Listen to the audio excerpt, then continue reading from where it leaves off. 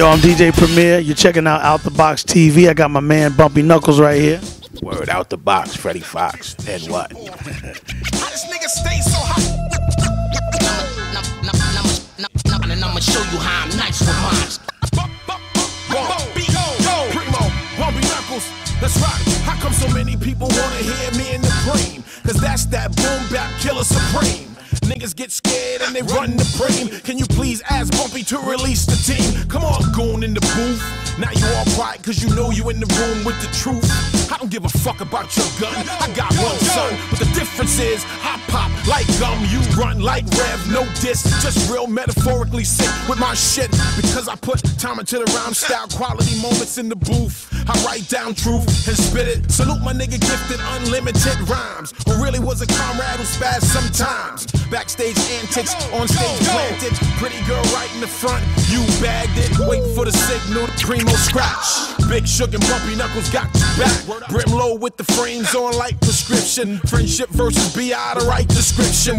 My main thing is to continue keeping the hip hop culture alive from the way I was introduced to it, which is before rap. You know what I'm saying? I'm 46 years old, so I represent a different area of the culture. You know, the area we're from is really the original area. You know, because before there was any scratching and cutting, we were enjoying R&B, soul, jazz, rock, pop, new wave music. You know, everything you could think of, which channel, you know, reggae, everything that channeled into it becoming what it is now.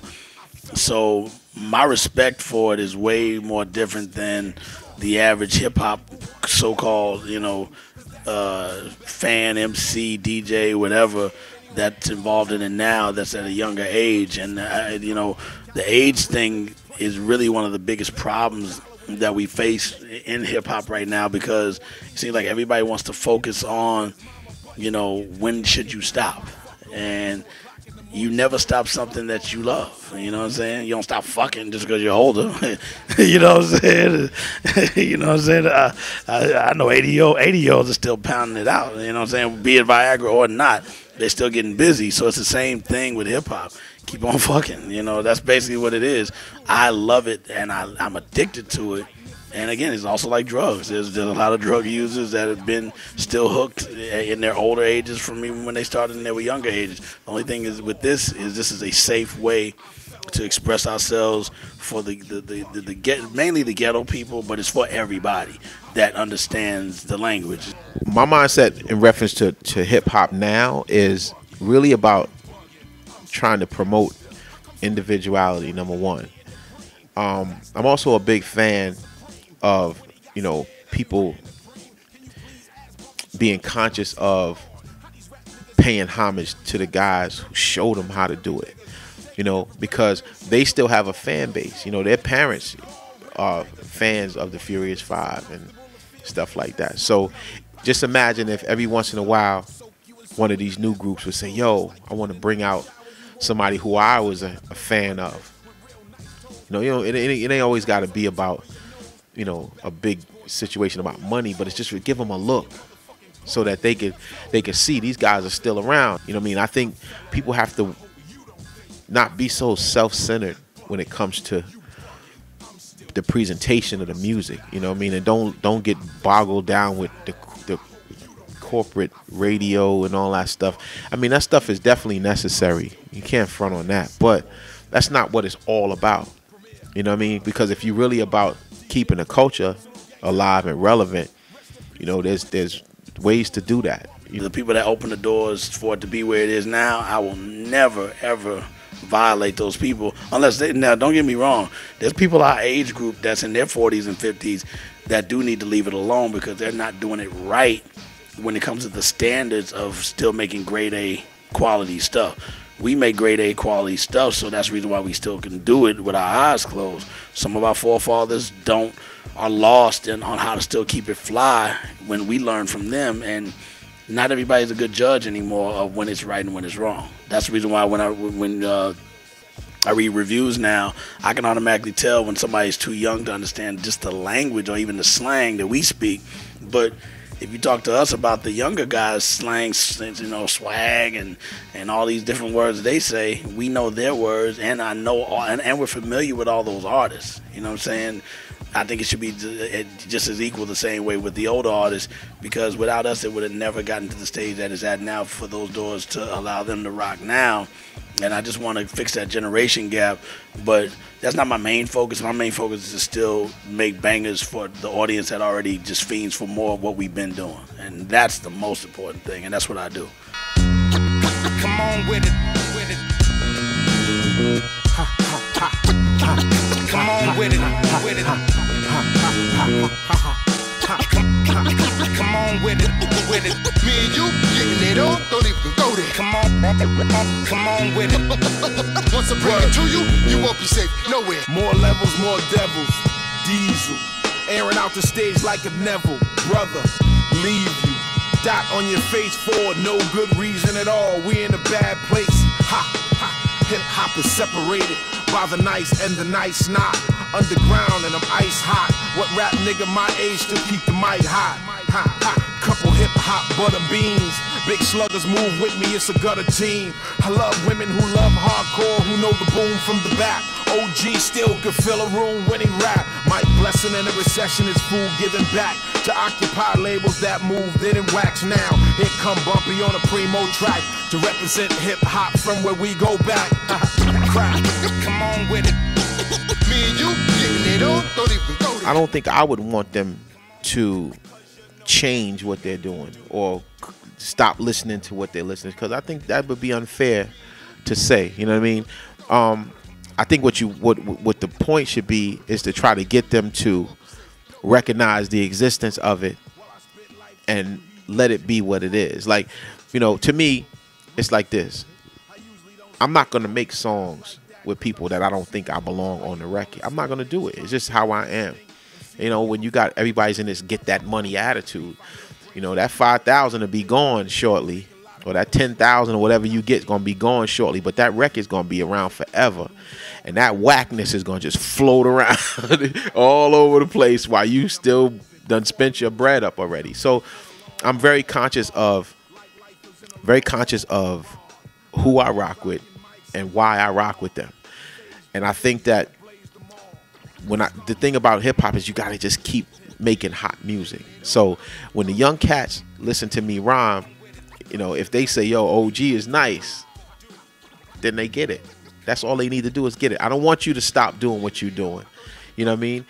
You know, the trade-off of wisdom and strength between the strong young cats and the wise old heads that know, yo, dog, don't let that person make you sign a contract that says in perpetuity or exclusive.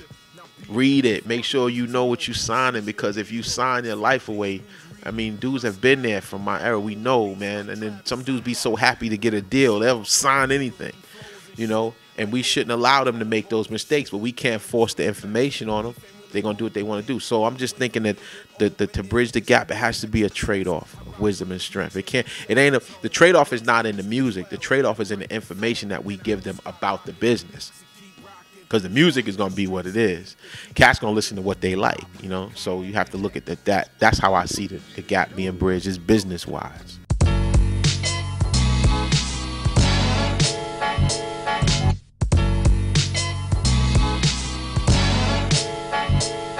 I love it. I love to talk to the new MCs, man, and the new producers and the new artists out here, man, because, you know, I'm gonna do me regardless. You know what I'm saying? I'm not trying to be a poster on your daughter's wall. You know what I'm saying? I'm not trying to be that. I've passed those stages in my life. My thing is just to do what I want to do and to be able to live the freedom that music was intended to let you have. So it's always fulfilling to be able to have a conversation with the new heads, or even if he's not new, even if it's somebody that's from my era. I get calls all the time like, yo, G, man, I'm just starting to get into my own producing my own music and engineering my own vocals, man. Can you tell me how to use this? And I teach dudes how to use Pro Tools over the phone. I mean, I've shared programs with cats, man, that couldn't afford to buy certain programs. I've given away studio equipment because I ain't using it no more. But you know, and you either gonna use it or you not. But it's a fulfilling thing for them to even come ask me, because they know you know. Ain't nobody gonna ask you something they don't think you know, unless you giving somebody directions on the street corner or something. You know what I'm saying? But you know, that's what that is.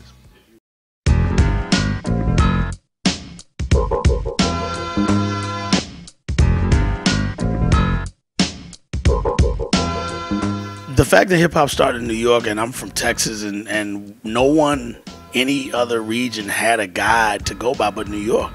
So whether you study it or not, or develop your own style from your region, which is fine. You know, Texas, you know, everybody started to have a style. But even if you listen to old Ghetto Boys, it sounded like the way New York artists do their music. Old NWA records had the elements of how New York did their style, and then it started to branch out, and the sound started to change as the regions basically were rejected by a lot of New Yorkers, because if you weren't from New York, you were kind of like shunned, and that did force them to come up with their own styles and ways of doing it. But prior to that, New York was the only guide, and you have to still respect where anything originates from. So when it comes to artists that really know better, they don't sound like the city they're from.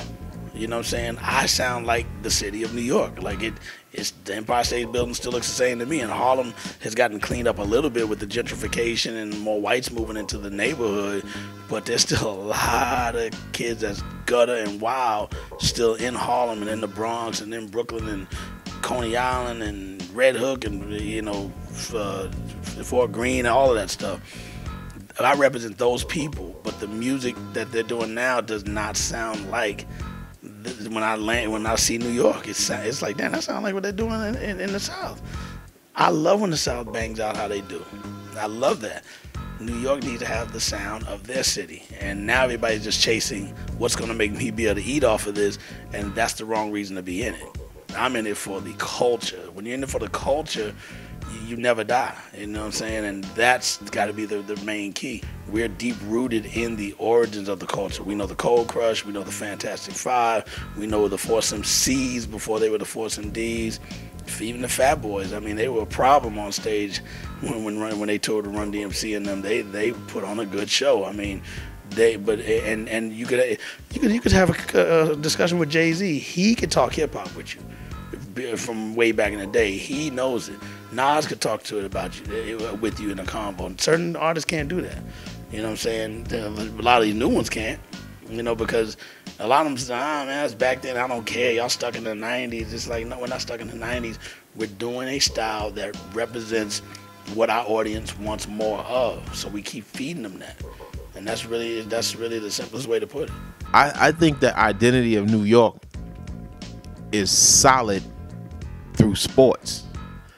But in music, you know, it became like you see, you got to look at it. This is how this sounds kind of so left, but you could put on a Yankee hat and step on a baseball field and realize you need to be trained to do this. So you a fan, dog, be easy with that.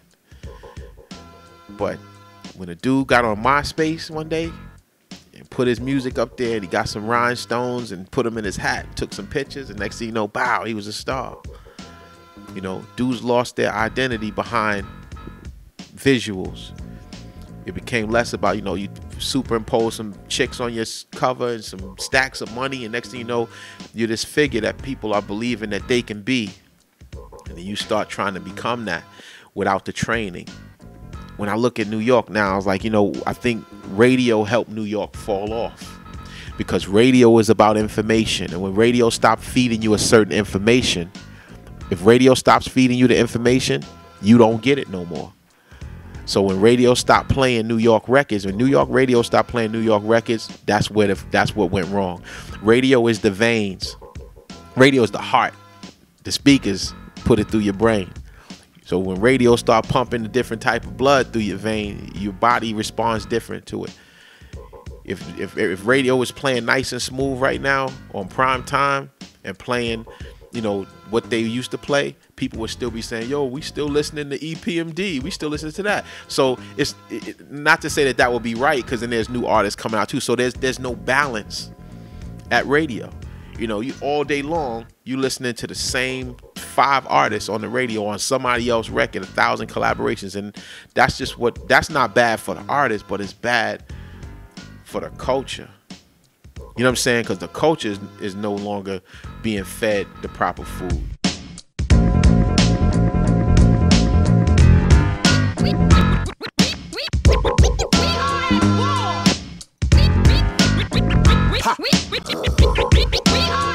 Bumpy Knuckles, baby.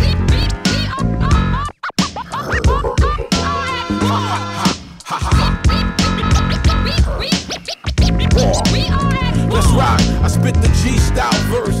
In my prime, I'm still priming. Gangster with my rhymes while y'all niggas act 21. I stand firm as an OG. Plenty guns and more smarts, throw darts. I'm built on bumps and bruises. Bump losers is what y'all losers news is. But I got a different forecast, you bastard. I'm well trained.